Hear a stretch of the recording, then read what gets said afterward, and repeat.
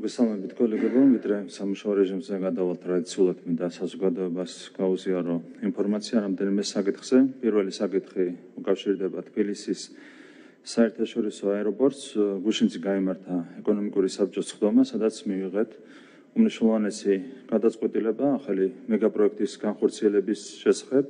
კერძოდ თბილისში აშენდება ახალი საერთაშორისო აეროპორტი. დღევანდელი აეროპორტის გამტარუნარიანობა არის დაახლოებით 4.5 მილიონი გზავრი.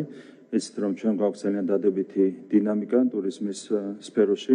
მოსალოდნელია მომავალშიც ვიზიტორების რაოდენობის სწრაფი და თანმიმდევრული ზრდა, რასაც ფეხი უნდა აუწყოს ბუნებრივია ინფრასტრუქტურამ.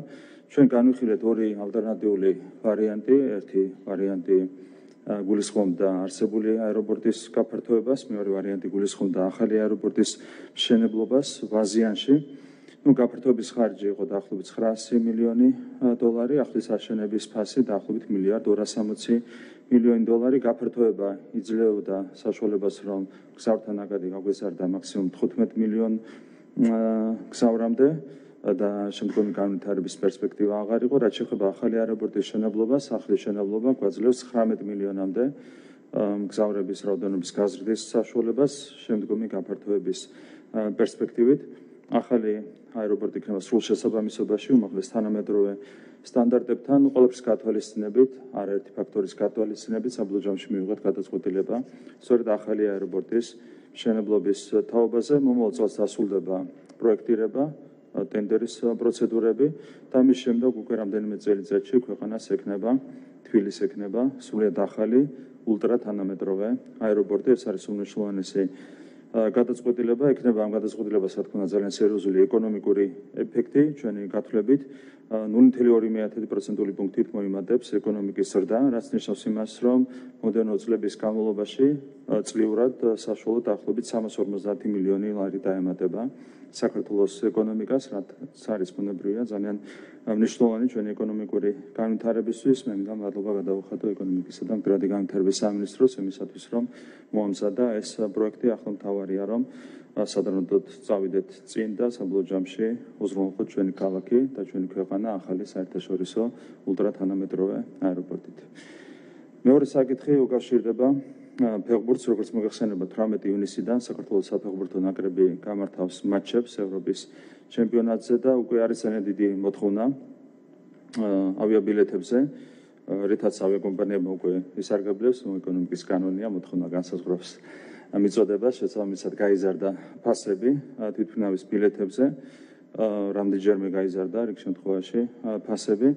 მე მინდა ვთხოვ ეკონომიკის სამინისტროს, რომ დავიწყოთ მუშაობა დამატებითი პირდაპირი რეისების უზრუნველსაყოფად დისელდორფის და ჰამბურგის მიმართულებით და მნიშვნელოვანია, რომ ბილეთები იყოს ფიქსირებული დაბალი ტარიფით შეთავაზებული ჩვენი თანამოქალაქეებისთვის.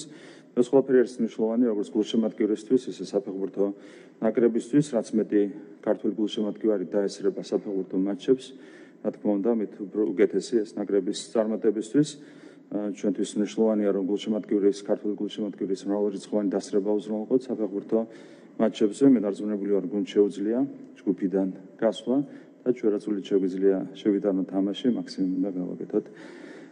შესაბამისად, ყველაფერი გაკეთება იმისათვის, რომ ჩვენი თანამოქალაქეებისთვის იყოს უზრუნველყოფილი მარტივი გადაადგილება გერმანიისკენ დაბალი ფასებით. შემდეგ საკითხი უკავშირდება ფიზიკური პირების საგადასახადო ამნისტიას. ეს მნიშვნელოვანი გადაწყვეტილება მივიღეთ ეკონომიკურ საბჭოზე. საქმე ეხება ფიზიკური პირების საგადასახადო დავალიანების ჩამოწერას. მადლობას გადავხდი ფინანსთა სამინისტროს იმისათვის, რომ მოამზადა ეს საკითხი. მადლობა ფინანსთა მინისტრს. საქართველოში საკმაოდ დიდი რაოდენობით არიან ფიზიკური პირები, რომლებსაც ერიცხებათ საგადასახადო დავალიანება და ამის გამო ისინი მოკლებული ან შეესაბამებას, რომ აწარმოონ ეკონომიკური საქმიანობა.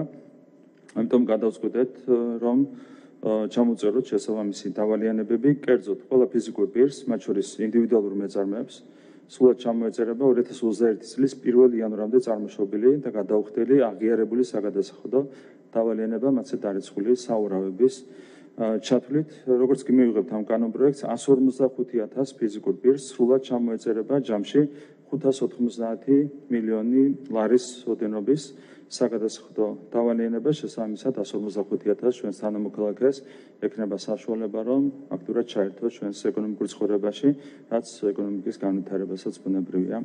წარადგება კიდევ ერთხელ მადლობა ფინანსთა მინისტრს ამ გადაწყვეტილების მომზადებისთვის. მეოთხე საკითხი უკავშირდება ენერგეტიკას. ეკონომიკურ საბჭოს ასევე მივიღეთ გადაწყვეტილება, რომელიც განახლებადი ენერგიის რესურსების ოპტიმალურ ათვისებას უკავშირდება. მთავრობის მიერ შარშან მიღებული გადაწყვეტილების შესაბამისად უზრუნველყოფილი იქნება 800 მეგავატის ჟამური სიმძლავრის ენერგეტიკული პროექტების განხორციელება. დღესთვის უკვე არის დადგენილი კონკრეტული საშუალო მედიანური ფასი თითოეულ კატეგორიაში, რომლის მიხედვითაც შესაძლებელია ენერგეტიკული პროექტების განხორციელება. ეს მთავრობას აძლევს შეასრულებას მეტი განახლებადი ენერგიის იდენტიფიცირებისა და მეტი ჟამური დადგმული სიმძლავრის ათვისების მიზნით ენერგეტიკულ სექტორს შესთავაზოს პროექტების განხორციელება ფიქსირებული ტარიფის მიხედვით, რომელიც განისაზღვრება კონკურენტუნარიან გარემოში აუქციონის შედეგად. ეს მიდგომა ძალიან მომგებიანი იქნება ენერგეტიკული სექტორისთვის და განხორციელებული პროექტების კონკურენტუნარიანობას შეუწყობს ხელს. ეკონომიკის სამინისტროს უკვე დაწყებული აქვს ნორმატიული ბაზის შემუშავება. ამ მიზნით მადლობას გადავხდი ეკონომიკის სამინისტროს ამ საკითხის მომზადებისთვის და ბოლო საკითხი, რაზეც მინდა საზოგადოების ყურადღების გამახვილება, ეს არის კანონპროექტი, რომელიც არის ინიცირებული პარლამენტში უცხოური გავლენის გამჭვირვალობის შესახებ. მე პირადად ჩემი პოზიცია უკვე დავაფიქსირე ამ კანონპროექტის ხელახლა ინიცირებასთან დაკავშირებით, ამიტომ დეტალურად არ ვისაუბრებ ამ საკითხზე. ზოგადად ვიტყვი, რომ დემოკრატიულ საზოგადოებრივ წესრიგებაში გამჭვირვალობას არ აქვს, ბუნებრივია. ალტერნატივა ვერავინ ვერ ასაბუთებს ამას აკვირდებით დებატებს, რატომ შეიძლება იყოს გამჭვირვალობა. ცუდი გუშინ მოვისმენეთ ერთ-ერთი არასამთავრობო ორგანიზაციის წარმომადგენლის აღიარებითი ჩვენება. მან განაცხადა, რომ არ უნდა შევიდეთ შინაარსიო, ასეთი განცხადება გააკეთა, შინაარსი არის ხელისუფლების ველიო. ანუ შინაარსობა არის ჩვენი ოპონენტების ველი და შინაარსი არის ხელისუფლების ველი. ამაზე უკეთეს აღიარებას, რა თქმა უნდა, ჩვენ ვერ ვინატრებდით, ნამდვილად ასეა. შინაარსში არის ყველაფერი გამართული, კანონპროექტი არის თავიდან ბოლომდე გამართული. ერთ-ერთი რასაც ითვალისწინებს ეს კანონპროექტი არის წლიური დეკლარირება იმ ფინანსებისა, რომელიც აქვს არასამთავრობო ორგანიზაციებს, შესაბამის მედია საშუალებებს. და გვიმტკიცებია, რომ გამჭვირვალობა არის რუსული, გამჭვირვალობა არის ევროპული, შარშან მოახერხეს და საზოგადოების მნიშვნელოვანი ნაწილი შეიყვანეს შეცდომაში. თავდაღირა დააყენეს ღირებულებები, თუმცა მეორედ ამას დარწმუნებული ვარ, ვეღარ შეძლებენ.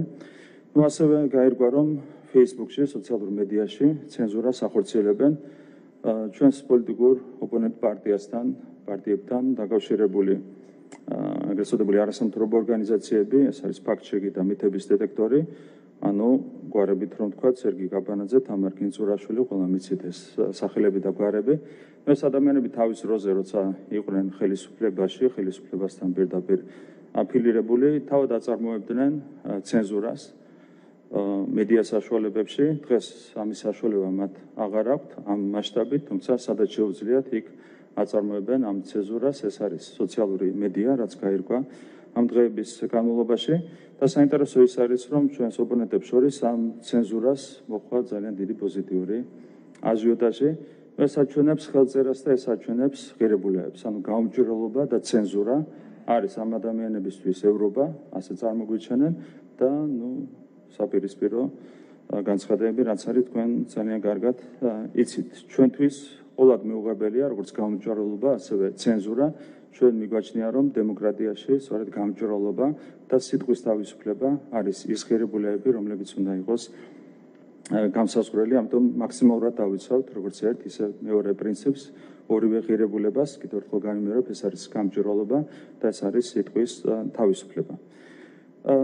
და კიდევ ერთ საკითხი, რომელიც ამ კანონპროექტს უკავშირდება, ვრცელდება ცრუ ინფორმაცია ამასთან დაკავშირებით, რომ თითქოს მთავრობისთვის და სამთავრობო დაწესებულებებისთვის ახლაც ხელმისაწვდომია ინფორმაცია არასამთავრობო ორგანიზაციების დაფინანსების თაობაზე, რაც პირდაპირ შეიძლება ითქვას, რომ არის სიცრუე. ჩვენ ამოვიღეთ ინფორმაცია 7 არასამთავრობო ორგანიზაციის თაობაზე. ესენი არიან ყველაზე რესურსულად ძლიერი, მდიდარს არ ვიტყვი ამ შემთხვევაში და ასევე ექსტრემიზმით გამორჩეული არასამთავრობო ორგანიზაციები, საიდანაც გაირკვა, რომ 2012 წლიდან მათ მაქსიმუმ 18% აქვს დეკლარირებული იმ ფინანსების, რომლებსაც ხარჯავენ. კერძოდ, მთლიანმა თანხამ, რაც იყო ნაჩვენები, ოღონდ იმის დეტალების გარეშე, იყო 85.400.000 ლარი, ანუ ეს არის ინფორმაცია იმასთან დაკავშირებით, რომ მინიმუმ ამდენი ხარჯი აქვს გაწეული შესაბამის არასამთავრობო ორგანიზაციებს, თუმცა ჩვენ არ გვაქვს არავითარი ინფორმაცია ამ თანხების მიზნობრიობის თაობაზე და კონკრეტული წყაროების თაობაზე.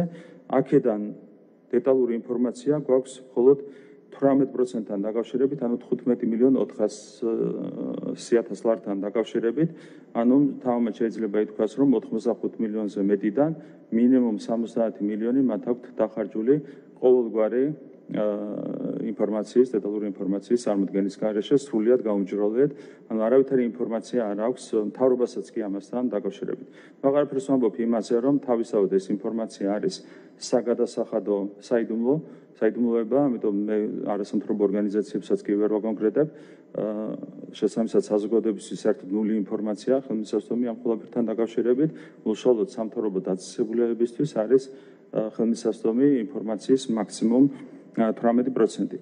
გარდა ამისა, ეს აღსანიშნავია, რომ ამ თანხებიდან, მათი ხარჯებიდან დიდი ნაწილი საერთოდ არ არის ნაჩვენები ფინანსის სამინისტროში. აქ არ შედის მაგალითად სამილიონებო ხარჯები, ოფისის ქირის უდიდესი ნაწილი, ელექტრონული ზედამხედველების გარეშე განხორციელებული შესყიდვები, რაც არის საკმაოდ დიდი მოცულობა.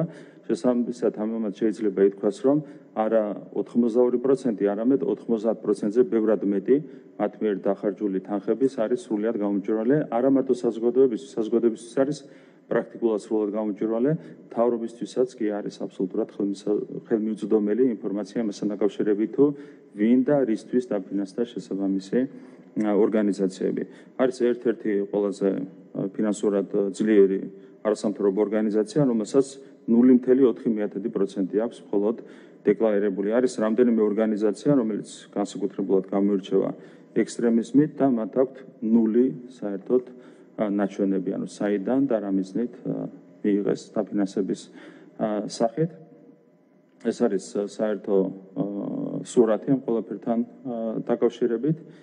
აქედან ჩანს, რომ NGO-ების საქმიანობა მთლიანობაში არის თვისებრივად გაუმჯობესებული და საზოგადოებას არ აქვს ინფორმაცია მასთან დაკავშირებით, თუ ვინ რისთვის ფინანსდება. შესაბამისად, ვრცელდებოდა ცრუ ინფორმაცია მასთან დაკავშირებით, რომ თითქოს ეს თანხები ისედაც არის გამჭვირვალე, თუმცა ფაქტები აჩვენებს იმას, რომ არავითარი გამჭვირვალობა არ არის უზრუნველყოფილი. მნიშვნელოვანია, რომ საზოგადოება იყოს სრულად ინფორმირებული ყველაფერთან დაკავშირებით, მათ შორის იმის შესახებ, თუ რა წყაროებიდან და რისთვის ფინანსდებიან არასამთავრობო ორგანიზაციები, შესაბამისი მედია საშუალებები და ამისათვის, რა თქმა უნდა, ახალი კანონპროექტის, ახლად ინიცირებული კანონპროექტის მიღება არის ძალიან მნიშვნელოვანი. დიდი მადლობა ყურადღებისთვის, შეგვიძლია გადავიდეთ სამუშაო რეჟიმზე. მადლობა.